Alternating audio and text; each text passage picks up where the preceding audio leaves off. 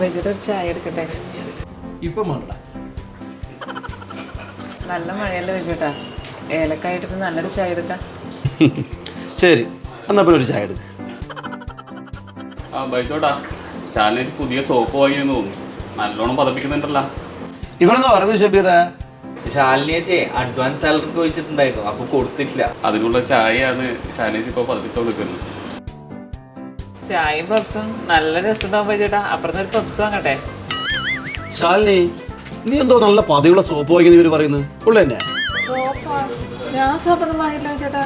അല്ല, ഇവരെല്ലാം പറയാ ശാലിനിക്ക് ഇതിൽ അഡ്വാൻസ് സാലറി കൊടുത്തിട്ടില്ല, അതിനുശേഷമോ ബൈജോട്ട നല്ല സൂപ്പറില്ലാന്നാണ് പറയുന്നത്.